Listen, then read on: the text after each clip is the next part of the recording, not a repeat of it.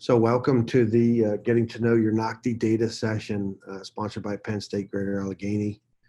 And I'm Todd Luke, and I guess I'm going to be one of the panelists, or probably the panelist for today. And so for the first thing I wanted to do was talk to you a little bit about the client services.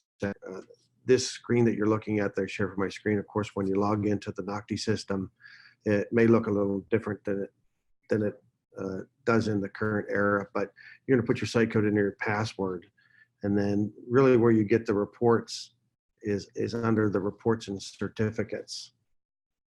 And what you're looking for are there's an area where it says standard reports, and that'll be in the menus. You'll be able to select from that. There's a lot of really good information in there that you're going to get out to your teachers. Standard reports looks like what you're seeing here right now. So when you look at the very first column, this standard report has been there. And it's a PDF file. Most of the schools are very familiar with that report. The third and the fourth column files are a group competency level report, which we're going to look at in just a second. And there's also an individual competency report. So all the ones that say view will actually allow you to download a PDF file. The two that are in Excel format are export files. And if you're familiar with my data analysis program or my offer to create free reports for folks, those are the two columns I need, is that second and fifth column. But these reports are amazingly powerful if you get them in the hands of your teachers and get them in the hands of your students. So the first report I want to take a look at with you is the group competency report. And the group competency report looks like this. And I'll make that as big as I can, so hopefully you can see that. What the competency report does is it breaks down the entire NOCTI blueprint for you by the standards. And this is an ag production program, PA specific test. It breaks each standard down into the number of competencies. So in this case, you can see that there are actually 3 competencies shown underneath that particular standard. The next column, it shows you how many questions they ask for the test, shows you your class average, and then as you go across from left to right, it shows you exactly how each student scored within that particular competency. I used this report a long time ago, and I guess it's been about 10 or 12 years now since NOCTI's been giving you this for free. This is a really powerful way for teachers to sit down and really analyze their data with their students and figure out where they are and figure out what's working well. So the first thing I did when I came up with the idea for analyzing this data is I just wanted to have a code that I could apply that was very simple so people could get this stuff. And so the first thing I said, well, in best case scenario, if every single student got a perfect score, we would use a star for that.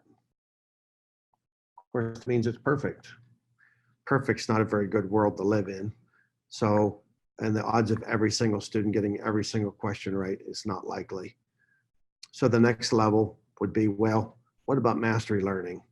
And so I thought about Bloom's taxonomy. I thought, well, Bloom says if you can get greater than or equal to 80%, that's literally, that's an A. That's the lowest level of mastery learning, as defined all the way back to 1956. So once we establish the top end, then we need to start thinking about the bottom end. And so the number I use for the bottom end, I just thought, well, if anything was less than or equal to 50, we should probably flag that with a minus sign.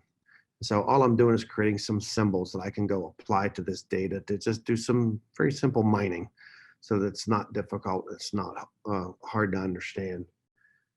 Now, if it's not a star and it's not an A and it's not a minus sign, well, then it's working its way between a 50 and it's working its way up to an 80. So for that one, we just use a plus sign. That just means we're somewhere in the range of 51% to 79%. And so we're going to use those 4 simple codes to figure out where we are. So when we look at the data, we want to zoom in on this area right here.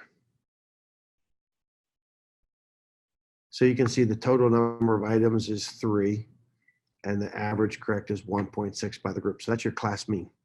So the first thing I want to do in looking at that area is, if I know there are 3 questions, 80% of 3 is 2.4. All you have to do is take this number and multiply it by 8. And it's going to give you your answer. Just put a dot between the two numbers. So now it becomes just a simple yes or no. When you look in that category for that first competency, there's a 1.6. It needs to be a 2.4 to get an A, so you know right off the bat you're not getting an A. So now you need to decide, okay, am I going to get a minus? Well, if you take half of 3, that's 1.5. 1.6 is higher than 1.5, so it's not a minus sign. You're going to put a plus there. All that plus sign says is, for that particular competency, I'm somewhere between the needs improvement and distinguished. I'm in proficiency. Plus would be proficient. So for the next one, we'd say this is a 2.4. This is your first A. It's actually equal to that. So you are achieving at the mastery learning level for that particular competency. This should be a 2.4. And this one plus. There are 5 questions for the next one. So 5 times 8 is 40. So you need a 4. You're not getting an A. It's another plus. This needs to be a 4.0. That's a plus. This needs to be a 4.0. And if you look at this, it's your first minus. It's your first competency where your students didn't score well. They got less than half the questions right as a group or as class average. Your class mean is a 1.9. So ultimately, we go down through the entire curriculum, and you can see where your strengths and your challenges are within your curriculum. And then of course, we go across for each student. So normally when I do this, I take one tool at a time. And so I'll say, okay, there are 3 questions. We know that here. Then I want to say, okay, Nancy Nitrogen got all 3 of them right, so she gets a star. Rob Whiteout got all 3 of them right. He gets a star. I use one symbol at a time just because it makes it easy. And so when I look at this would be my sign. And then these would be my pluses. You go across for each and every student. So this is sort of like the cooking show on TV. Once you mine all that and you look at it, it comes back to you looking like this. And so you've determined inside that skill set, you've got a couple competencies where your class mean is below 50%. The number above each student, so if you can see this number that's up here, this number is the number of 0 scores that they have. So if I count down through the data set for these students, this second student, you're going to find 1, 2, 3, 4, 5, 6 zeros. And that's why there's a 6 written there. And this student over here has 2 zeros.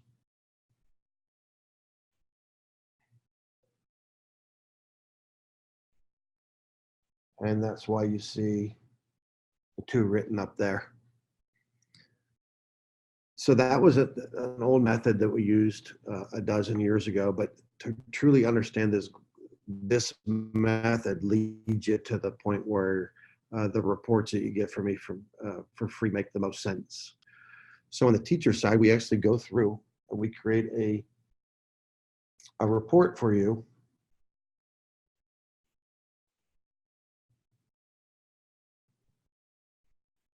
Get back to the beginning on this one. Sorry about that. This report, any school can get this. It's not going to cost you any money, whether I ever come to visit your school or whatever. It's a free service that we offer.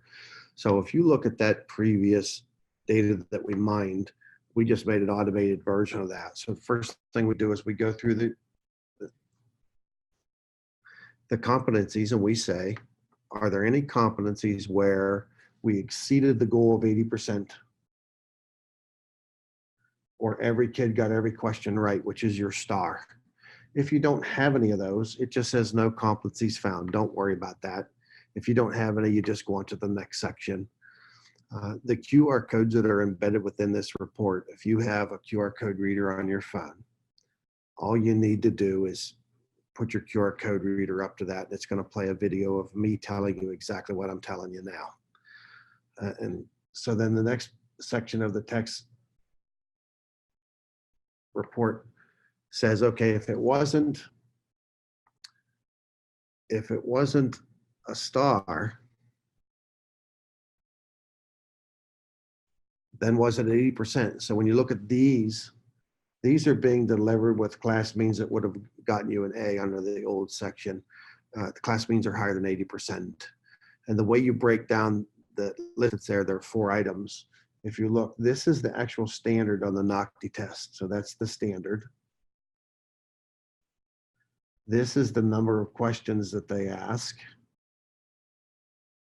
And this is the actual competency. So it breaks down everything that you need to know about your test is right there in a list for you.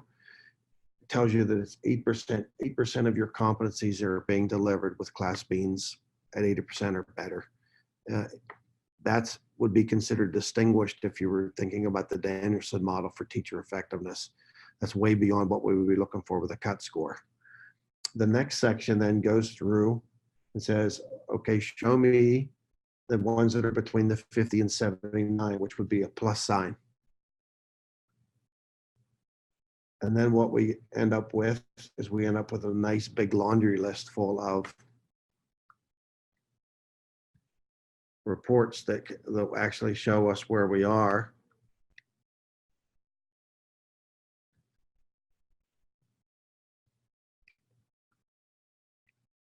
I don't know why that graphic is being a little bit weird, but that's okay.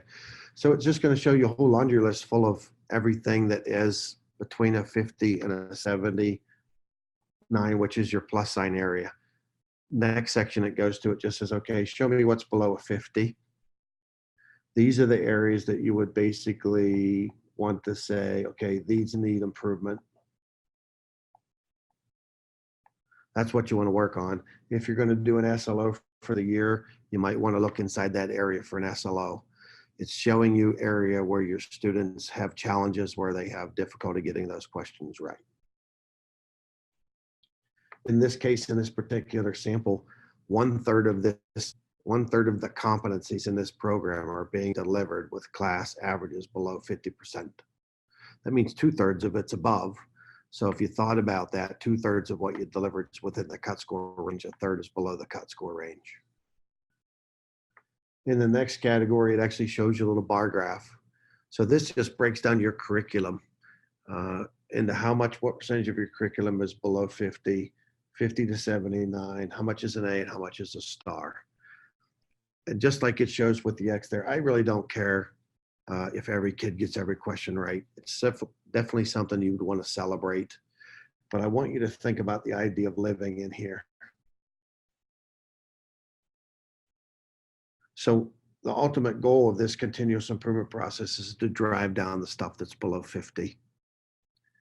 And so those are the areas that we would target to get rid of. And then of course, as that goes down, it'll trickle over the other categories. The next section of the report shows you a student's name. In this case, you can see Ava Dirt. I tried to be clever with my ag names. This number 5, if you go back to the original report where we counted the zeros for how many times a student got none of the questions right, Ava Dirt's got 5 zeros. You'd find 10 for Frank, you'd find 4 for John, 3 for Mike, 3 for Patrick, and so on. You want to certainly keep those numbers low. Sometimes your IEP students will have a higher number of zeros. Sometimes if a kid bubbles in the test, you'll see a high number of zeros. And so that's what we're looking for. The next piece of the report is basically a remediation plan. It's going to go through your data report and tell you what students missed more than half the questions, and it's itemized by competency. And so when you look at this, here's your standard, here's your number of questions, here's your competency. And so this is my standard, number of questions, competency. All of these students listed right here missed more than half of those questions.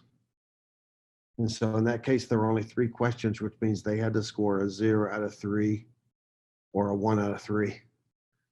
They couldn't have gotten a 2 out of 3 or their name disappears. Same with this section. These students missed more than half of those questions, which means they got a 0 out of 3 or a 1 out of 3. If they get a 2 out of 3 score, their name disappears from the list. So you get an itemized report that shows you what every student needs from you between the pre-test and the post-test. And that will go through for your entire list of competencies that you'll see on your report. In this case, in ag production, there are a grand total of 52 competencies. And so you get to see all 52 one at a time. Who needs help with what? The last section of the report then breaks down each standard, and it takes the total number of questions that they asked your students and how many of those questions they got right, and it gives you a percentage score.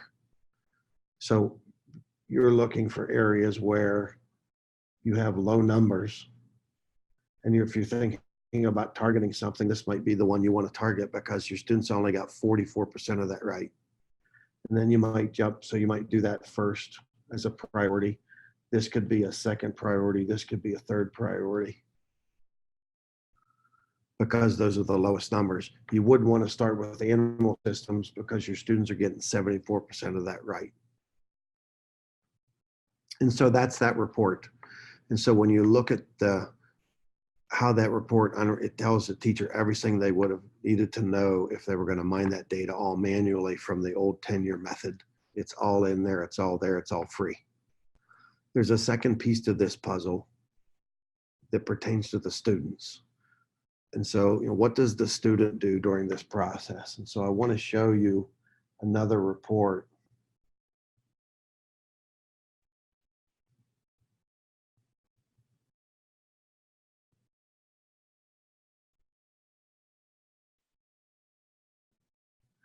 This report is the individual competency report. Now, this is one for cosmetology.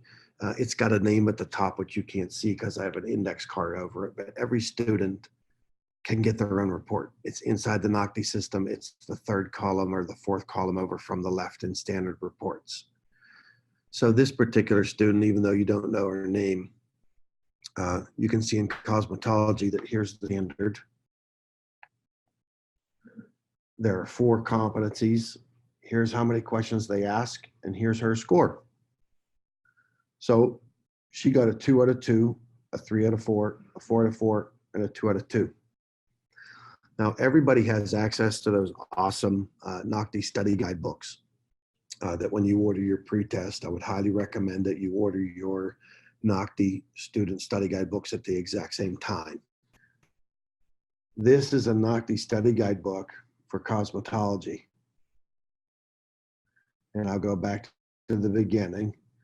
And so inside this book, a lot of people just use this book and they practice the practice questions at the end. But this book is a very powerful tool for your students. If you remember that cosmetology student, she got a 2 out of 2, a 3 out of 4, a 4 out of 4, and a 2 out of 2. I want to rate those scores right there. And you want to teach your students to do this. You want the student to do this. This is not the teacher. And so in this case, this young lady tallied these up and she got 11 of the 12 questions right. She got a 92% for that particular standard of the NOCTI. At the bottom of the page, her plan to focus for the post-test, she says, I got this.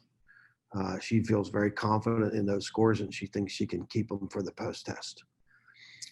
One of the other things I teach the students to do is everything inside the NOCTI book that says EG or it's in parentheses, I call those Hansel and Gretel breadcrumbs. Those are leading you directly to test question answers in the NOCTI.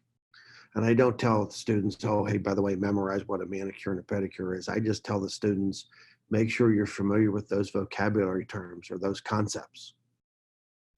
And if you're not, make yourself some flashcards, make yourself some notes, uh, get out your journal, learn about those things, you know, bring me some questions, let me give you some things to help you.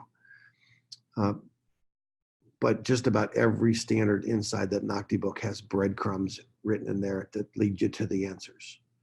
And so then she went on to standard 2, which is over here.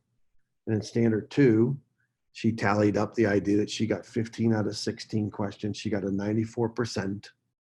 And she says, I got this. So she's happy with her performance on the first 2 standards. You're going to fill that out for every standard on the NOCTI. And so that student's going to go through their book with their individual reports, and they're going to write down their scores.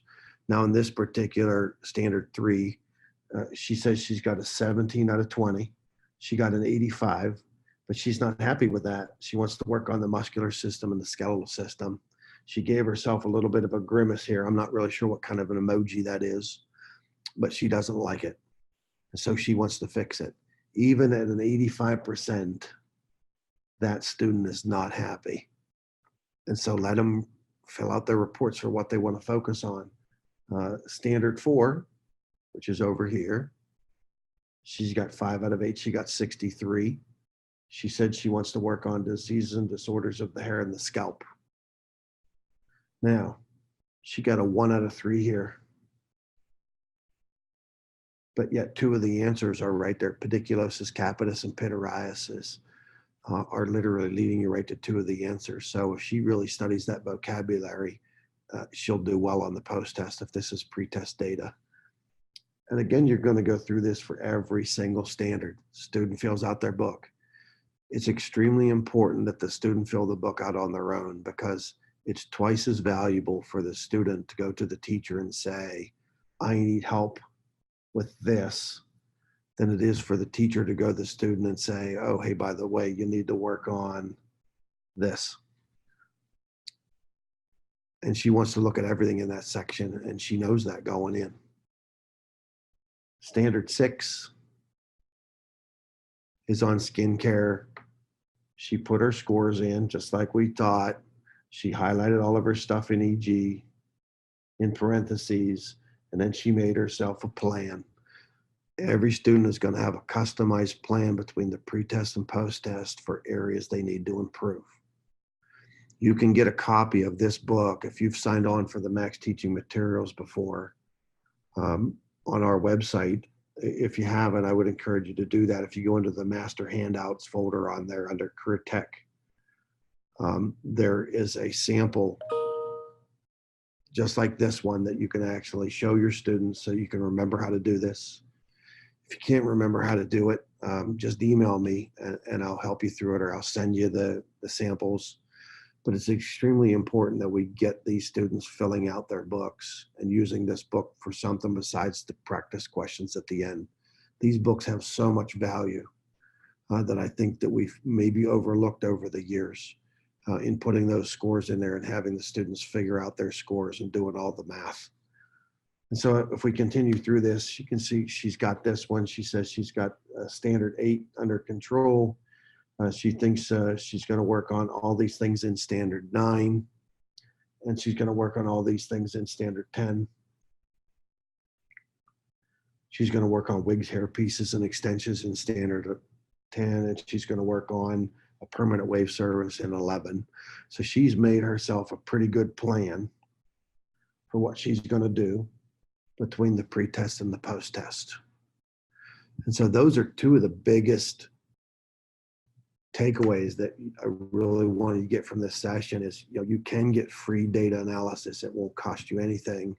And the fact that the students should be really using those data reports to fill out these books. It's just so valuable to them in their improvement if they're telling you what they need versus you tell them. And so hopefully all those things make sense. There's a couple other graphs that we're going to talk about at a later date. We're not going to do those today. What I really wanted you to get you involved in is the idea of being able to find those reports in standard reports. And so when you're looking at those things,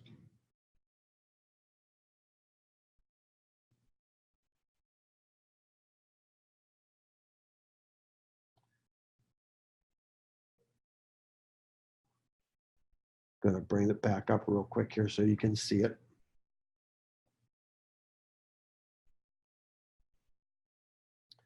As soon as I remember where I put it, that would be awesome. I guess it's getting close to the end of the day. There it is. So if we go all the way back to the beginning.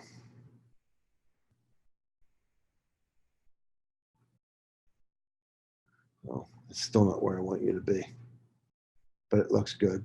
I want you to be here. Sorry, I must be getting tired. All right, so basically you're gonna log into Standard Reports. Log into this thing, go to Standard Reports. This column right here is your group competency report. This column right here is your individual report. This is the one you'll give the students. It's got their own name on it. Every kid gets their own reports. Print those out, give them a book, fill out their books. And those are the two biggest takeaways that I really want you to get out of this thing. You can get free if you download the materials. I do have instructions. I can email them if you want free data analysis. All you do is just email me. My email's right there, todd@maxteaching.com. I'll send you this printout and it shows you exactly what files that you're going to want to send me. And the ones I'm going to want